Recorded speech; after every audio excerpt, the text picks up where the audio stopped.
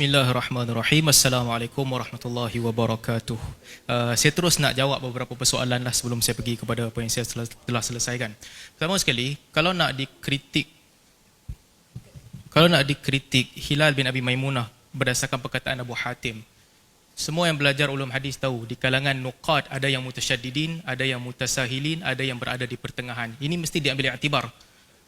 Abu Hatim adalah salah satu di kalangan yang mutasyaddidin dalam menilai hadis. Sebab itu Ibn Hajar dan Az-Zahabi dan juga Al-Mizzi yang datang selepas itu, mereka menilai secara menyeluruh. Dan Hilal bin Abi Maimunah ini dipuji oleh Daraqutni, Maslamah dan sebagainya. Jadi apabila Abu Hatim berbeza dengan para ulama yang di pertengahan, biasanya pendiriannya itu akan dinilai semula. Sebab kalau begitu, ramai rawi yang dilemahkan oleh Abu Hatim. Sebab pengkategorian begini memang ada, mutasyaddidin, mutasahilin dan orang yang pertengahan. Dan kata Az-Zahabi, apabila Abu Hatim kata Syekh yuktab hadithu, bukan Az-Zahabi kata bukan hujah, tapi Az-Zahabi kata bukan hujah di sisi Abu Hatim. Tapi Az-Zahabi sendiri bukan memegang pandangan itu kerana dia adalah salah seorang yang lenient dalam menilai hadis. Yang kedua, mungkin antara faktor kelemahan Hilal, kata Ustaz Nodrus, kerana Hilal dia tersilap, dia yang tersilap menamakan. Mungkin dia tersilap sebagaimana kata Ibn Abdul Bar, tapi kemungkinan ini tak kuat. Kerana semua orang lain yang meriwayatkan daripada Muawiyah bin Hakam, semua rawi lain selain daripada Imam Malik meriwayatkan dengan nama Muawiyah bin Al-Hakam. Imam Malik sahaja yang meriwayatkan dengan nama Umar bin Al-Hakam. Maka kebarangkalian yang lebih kuat adalah ini kesalahan Imam Malik, sebagaimana yang disebut oleh Ibn Abdul Bar sendiri, ijma' ulama, dan Asy-Syafi'i sebut Imam Malik tersalah dalam 3 nama. Bukan nak melemahkan Imam Malik, tapi ini bukan poin untuk melemahkan Hilal bin Abi Maimunah, kerana semua murid-muridnya meriwayatkan dengan nama Muawiyah bin Al-Hakam kecuali Imam Malik rahimahullah. Yang ketiga, Imam Muslim tidak meriwayatkan hadis ini dalam bab memerdekakan hamba, hanya dalam bab solat. Manhaj Imam Muslim kita tahu dia tidak mengulang-ulang hadis. Bukan dia mengulang-ulang hadis seperti Al-Imam Al-Bukhari dan ulama lain memasukkan hadis ini dalam bab iman. Ibnu Khuzaimah memasukkan dalam kitab Tauhid. Imam Syafi'i disebutkan oleh Ustaz Nodrus sendiri memasukkan dalam bagaimana imtihan jariah yang tak boleh bercakap dengan cara itu. Artinya tidak memasukkan hadis ini dalam bab iman bukan bererti bahawa lafaz itu dilemahkan oleh Imam Muslim. Apatah lagi Ibn Abdul Bar bila merumuskan hadis ini katanya orang yang paling ahsanun nas siyaqan li hadis Muawiyah bin Al-Hakam adalah Hilal, dan yang paling ahsanun nas daripada hadis Hilal adalah Yahya. Jadi ini jelas menunjukkan. Dan kalau nilai hadis tu, hadis ni dipotong-potong, ramai orang riwayatkan sedikit-sedikit, Abu Salamah sedikit, Fulaih sedikit, Malik sedikit. Yang paling komprehensif adalah Yahya bin Abi Katsir. Sebab itu kata Ibn Abdul Bar, apabila berlaku perbezaan di sini, ahsanun nas siyaq adalah Yahya bin Abi Katsir. Seterusnya, bila dikatakan yang penting soalan Nabi yang penting, bukan sahaja soalan, confirmation Nabi SAW juga penting. Sebab dalam riwayat Fulaih, kalau nak menerima riwayat Fulaih itu, Nabi tanya, Man Rabbuk, siapa Tuhan kamu? Hamba itu jawab, Alladhi fis sama'. Nabi SAW kata, Nabi benarkan dia dan suruh merdekakan dia. Ini riwayat Fulaih. Saya bukan suka tarjih, tapi lafaz mana yang benar apabila Malik dan Yahya bersepakat di atas satu lafaz dan Fulaih datang membawakan lafaz yang sedikit berbeza, maka lafaz Malik dan Yahya itu lafaz yang benar. Fulaih di sini berlaku tasarruf ruwat, clear, 2 orang bercanggah dengan satu. Apatah lagi katanya kenapa tak pegang riwayat Taubah Al-Ambari. Riwayat Taubah Al-Ambari memang tertolak, tak ada dalam satu kutub sitah pun, tak ada dalam mana-mana musnad, tak ada dalam muwatta'. You tak boleh kata tak apalah, bersangka baik dan terima. Mana boleh hadis yang ada dalam kitab Ulu datang selepas 800 Hijrah. You pergi letak dan compare, kata hadis ini mentafsirkan 20 hadis yang ada dalam kitab, hadis yang ada dalam 20 kitab hadis tadi. Ini bukan ulum hadis. Ini main tampal sesuka hati, ini bukan bersangka baik. Kalau hadis itu tidak dijumpai pada kitab musnad yang awal, sebagaimana disebutkan oleh Imam Suyuti, itu tanda hadis itu ada syaz. Apatah lagi dia bercanggah. Dan apatah lagi clear di sini, saya dah sebutkan tadi, Taubah bukan murid utama Atha kalau nak dibandingkan dengan Hilal bin Abi Maimunah. Ini bukan bab kita boleh pilih suka hati boleh tampal, tapi ada disiplin yang mesti dipatuhi. Seterusnya, apabila dikatakan bahawa Imam Ahmad meletakkan hadis ni, hadis hadis Muawiyah bin Al-Hakam dalam musnad ahli Madinah, artinya dia Ansar, sebagai orang Ansar. Imam Ahmad juga dalam musnad Ahmad meletakkan dia di bawah Makkiyin. Boleh cek cetakan risalah yang saya cek tadi, Imam Ahmad meletakkan dia di kalangan Makkiyin juga.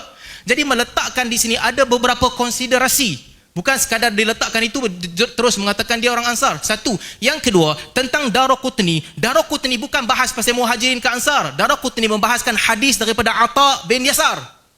Dan hadis Muawiyah daripada Atha bin Yasar. Ada riwayat lain daripada taubah yang syaz, sebagaimana disebut disebut sendiri oleh Daraqutni. Riwayat yang paling betul adalah riwayat Yahya bin Abi Katsir dan juga Fulaih tadi.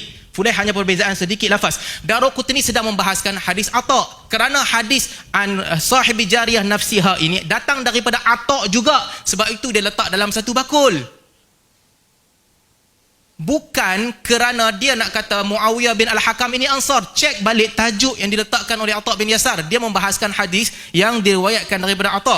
Itu yang disebutkan oleh Daraqutni. Seterusnya, apabila dikatakan bahasa isyarat menyelesaikan masalah, ini saya akan sebut sekali lagi dalam pembentangan saya. Saya rasa saya akan masuk terus kepada pembentangan. Masih lagi menjawab persoalan. Kata Ustaz Nadrus, bahasa isyarat akan menyelesaikan semua masalah. Saya kata bahasa isyarat tak boleh selesaikan masalah. Kenapa tak boleh selesaikan masalah? Bahasa isyarat ini datang daripada jalan Abdul Rahman Al-Mas'udi. Tadi dia cuba untuk tarjih juga. Baik, masalahnya, riwayat Abdul Rahman Al-Mas'udi ini daripada Abu Hurairah, madarnya bukan sekadar pada Al-Mas'udi, madarnya juga pada Ubaidullah. Al-Mas'udi mengambil dari Ubaidullah, dan yang lebih kuat daripada Ubaidullah dipersetujui oleh Ustaz Nadrus adalah apa yang diriwayatkan oleh Malik, Yunus, Ma'mar daripada Zuhri daripada Ubaidullah. Itu lebih sahih. Dan di situ ada lafaz atuminina bil ba'thi ba'dal maut. Nak buat bahasa isyarat macam mana? Ini bukan pasal pilih sesuka hati kita. Ini clash di antara madar yang sama, iaitu Ubaidullah. Apabila bercanggah dua riwayat, satu kata bahasa isyarat sahaja, satu lagi didatangkan dengan persoalan yang detail, 3 persoalan utama, riwayat yang lebih kuat mesti didahulukan. Jamak bagus, tapi jamak mesti menilai kepada persamaan. Riwayat Ubaidullah ini lebih dekat dengan riwayat Abu Hurairah. Kenapa? Kerana berkumpul pada Ubaidullah. Yang riwayat Malik yang dikatakan lebih kuat tadi, dia lebih hampir dengan Abu Hurairah sebab berkumpul pada Ubaidullah. Riwayat Muawiyah tak ada kena-mengena, Ubaidullah tak termasuk dalam tu. Sebab itulah Ibn Abdul Bar kata ahsanun nas siyaqan li hadzal hadis adalah Yahya bin Abi Katsir. Seterusnya, lafaz soalan yang panjang saya telah sebutkan tadi yang tak ada penyelesaian. Ini penting, saya rasa menarik sebab dalam pembentangan Ustaz Nadrus sebelum ini, dia menunjukkan yang riwayat dalam Musannaf Abdul Razak ni adalah Atha bin Yasar. Dalam pembentangan beliau, riwayat itu katanya sahih tapi lafaz yang berbeza, iaitu atasyhadin alla ilaha illallah, dan riwayat Abdul Razak lebih sahih daripada Sahih Muslim katanya dalam 2 pembentangan. Ada ulama yang kata demikian, tapi saya berbesar hatilah selepas baca tesis saya, Ustaz Nadrus ubah pandangan. Ini bukan Atha bin Yasar, ini Atha bin Abi Rabah. Jadi saya pun tak jadi nak kritik. Saya tahu daripada mana datang kesalahan tu. Kesalahan tu kerana Ustaz Nadrus taklid Hasan Saqaf. Dia yang kata riwayat ini adalah riwayat daripada Atha bin Yasar. Sebenarnya salah. Sebab Ibnu Juraish mengambil daripada Atha bin Abi Rabah, bukan daripada Atha bin Yasar. Tapi seterusnya yang saya nak tunjukkan, kata Ustaz Nadrus, kenapa tak campur saja? Boleh campur. Ini bukan masalah campur. Ini bukan masalah kata Ibnu Katsir kalau kibar tabi'in meriwayatkan hadis dengan jalan mursal terima sahaja. Bukan. Hadis ada seninya. Setiap rawi ada profil dan ada tabiatnya yang diketahui. Go deeply into Atha bin Abi Rabah. Atha bin Abi Rabah meriwayatkan hadis ini secara mursal. Satu. Atha bin Abi Rabah. Yang kedua, kata Yahya bin Sa'id Al-Qattan, mursal Atha bin Abi Rabah adalah lemah. Kata Ahmad bin Hanbal, mursal yang paling lemah sekali, laisa fi mursalat adhaf bi mursal Hasan wa Atha bin Abi Rabah. Kalau Atha bin Abi Rabah dia thiqah. Kalau diriwayatkan sanad bersambung, terima, dia thiqah. Tapi kata Imam Ahmad, kalau dia riwayatkan secara mursal, itu paling lemah. Why? Ada sebab. Kerana setiap rawi ada profil. Kerana Atha bin Abi Rabah dikenali sebagai orang yang dia mengutip ke semua sanad tanpa memisahkannya, idraj sanad matan situ dan sini dan sampaikan hadis. Sebab itu Imam Ahmad kata dia paling lemah. Kalau Atha meriwayatkan dengan mursal, dan di sini ada contoh kesalahan itu dilakukan oleh Atha bin Abi Rabah. Bukan nak mengkritik muhaddisin, tapi this is science of hadis. Kalau tengok hadis Atha bin Abi Rabah, di sana ada lafaz fasakka rajulun jariyatah. Dari mana datang lafaz ni? Lafaz ni datang daripada hadis Muawiyah bin Al-Hakam. Dia tanpa hamba dia. Kemudian ada lafaz atasyhadin alla ilaha illallah wa anna muhammadar rasulullah. Daripada mana datang lafaz ni? Lafaz ni datang daripada hadis Abu Hurairah. Betul? Hadis Abu Hurairah yang kita sebutkan tadi. Kemudian wa annal jannata wan nar haq. Daripada mana datang lafaz ni? Lafaz ni datang daripada hadis Ubadah bin Samit yang diriwayatkan oleh Imam Muslim. Kemudian disebutkan juga di sini, fa arada an yu'tiha lin Nabi sallallahu alaihi wasallam. Lafaz ni tak ada dalam mana-mana riwayat. You lihat sendiri, kata Imam Ahmad, be careful. Atau kalau riwayat mursal, dia campur matan datuk masuk dalam satu. Dan di sini ada bukti jelas atau campur matan masuk dalam satu. Ini yang dilemahkan. Dia bukan pasal bersangka baik. Tak, bukan pasal bersangka baik. Profil muhaddisin mesti dikenali sebagaimana mereka disebut oleh para muhaddisin. Seterusnya, ini untuk membantah pembentangan awal Ustaz Nadrus yang dia kata Atta' ni adalah Atta' bin Yasar. Ini memang tertolak betul. Dan hadis yang dikatakan Muslim tadi tu, kononnya Malik lebih kuat, kononnya Darimi boleh kuat, Fulaih boleh diambil untuk membantah hadis ini. Sebenarnya hadis ini bukan sahaja diriwayatkan oleh Imam Muslim, tapi diriwayatkan oleh kesemua ini. Abu Daud, Ahmad, Muslim, Malik, Syafi'i, Ibn Abi Shaybah, Abdul Razak, Abu Daud At-Tayalisi, Darimi, Nasa'i, Tahawi, Ibn Khuzaimah, Lalaka'i, Ibn Jarud, dan seterusnya. Hadis Ainallah dengan jalan Malik dan juga Yahya bin Abi Kathir diriwayatkan sebagai hadis yang paling masyhur. Malik meletakkan disiplin dalam kitab Malik. Ibn Hazmin menyebutkan dalam kitab Malik, kalau diriwayatkan secara bersambung itu sahih, tapi kalau diriwayatkan secara mursal itu belum tentu. Ada beberapa hadis mursalnya tidak sahih. Hadis Ubaidullah bin Abdullah yang dikatakan lebih sahih tadi dalam riwayat Malik diriwayatkan dengan mursal. Hadis Muawiyah bin Hakam yang Malik namakan Umar bin Hakam diriwayatkan dengan bersambung. Jadi ini menunjukkan bahawa kalau nak bandingkan kedua-duanya, riwayat Muawiyah ini lebih tepat. Sebab tuan-tuan kalau baca hadis tu, riwayat Yahya bin Abi Kathir, peristiwanya sangat terperinci daripada awal sampai akhir. Kalau nak anggap dia peristiwa yang sama, di mana berlaku tasarruf ruwat pada riwayat-riwayat yang lain. Yahya bin Abi Kathir sahibil jariyah nafsih. Huwa, dia sendiri. Dan riwayat Muawiyah adalah tuan kepada Jariyah. Yahya meriwayatkan hadis secara penuh. Lafaznya lah yang diutamakan sebagaimana disebut oleh Ibn Abdul Bar. Seterusnya, kalau kita nak masuk hujah akal, tadi Ustaz Nadrus kita tak boleh terima kalau orang kata Asy'ariyah menyembah Tuhan yang tak ada. Begitu juga kalau kami tak boleh terima orang buat main dengan akidah kami. Kamu sembah apa? Tuhan tengah-tengah, tembus Tuhan pergi ke Kaabah. Kami pun tak boleh terima penghinaan begitu. Seriously, friendly talking. We don't accept that. That is crossing the line of friendship. Saya terpaksa bertegas dalam bab ni. Kita berhati-hati, jaga perkataan kita. Kita hentam aswaja, kita tak hentam Asy'ariyah. Kita menerima Asy'ariyah dalam dakapan Ahli Sunnah wal Jamaah, tapi kawan-kawan kita buat kenyataan seperti tidak menghormati kita. Tembus Tuhan sampai ke Kaabah untuk buat main-main. Sedangkan ini bukan perkataan Nabi SAW. Hadis orang yang sedang solat, fa innahu yunaji rabbahu au fa inna rabbahu qibala wajhihi. Ini hadis yang sama tentang Nabi masuk masjid, Nabi nampak ada orang ludah, Nabi lap tu ataupun Nabi suruh seorang hamba perempuan lap, dan Nabi sebutkan hadis ini. Diriwayatkan oleh Anas, diriwayatkan oleh Abdullah bin Umar, oleh Aisyah, oleh Abu Hurairah, oleh Abu Sa'id Al-Khudri dan juga oleh Jabir bin Abdullah. 6 orang riwayat. Hanya seorang sahaja iaitu Humaid At-Tawil yang meriwayatkan daripada Anas bin Malik mengatakan dengan lafaz fa innahu yunaji rabbahu au fa inna rabbahu bainahu wa bainal Ka'bah. Ketika itu dia sedang berhadapan dengan Tuhannya, menyeru Tuhannya, ataupun Tuhannya berada di hadapannya dan di antara dia dan juga Kaabah. Ini perkataan siapa? Humaid At-Tawil. How do you know perkataan Humaid At-Tawil? Sebab ini hadis yang sama diriwayatkan oleh 6 sahabat. Daripada Anas bin Malik ada 2 orang, Sabit dan juga Humaid. Sabit juga ikut lafaz yang lain. Humaid sahaja yang kata di antara Kaabah dan juga kamu ada Tuhanmu. Ini perkataan Humaid, bukan perkataan Nabi. Tapi ada sahabat kita buat main perkataan ni. Oh, betul, kamu tak boleh jawab persoalan ni. Apakah kamu terima Tuhan tembus Tuhan kemudian sampai ke Kaabah? Kami pun tak boleh terima main-main macam ni. Fair game. Kalau dikatakan percanggahan, kononnya ini bercanggah dengan Allah Subhanahu Wa Taala turun ke langit dunia 2/3 malam dengan Allah di atas arash. Selalu dibangkitkan. Kamu tak boleh jawab. Kamu tak boleh jawab persoalan ini yang dibangkitkan oleh ramai orang. Kamu sama seperti Kristian yang tak boleh jawab. Perkataan ini kita tak guna untuk Asy'ariyah. Ya, kita guna untuk Aswaja. Tapi kita tidak menyerang dengan Asy'ariyah dengan seraman begitu. To be fair. Beriman bahawa Allah di atas arash, Allah tinggi di atas semua makhluknya. Okey? Dalam masa yang sama beriman bahawa Allah turun ke langit dunia 2/3 malam. Dan berkata, siapa yang minta kat aku bagi kat kamu. Siapa yang minta ampun, aku ampunkan kamu. Pada kami, itu bukan contradiction. Sebab Allah bukan jisim yang macam kita, yang terikat dengan jisim. Turun mesti meninggalkan ulunya. Tak. Pada kami itu bukan contradiction. Pada kami itu adalah beyond comprehension. Akal tak boleh fikir bagaimana, tapi itu bukan contradiction. Okey. Beriman bahawa Allah bukan di dalam, bukan di luar, bukan bersentuh, bukan berpisah. Pada kamu, itu beyond comprehension juga.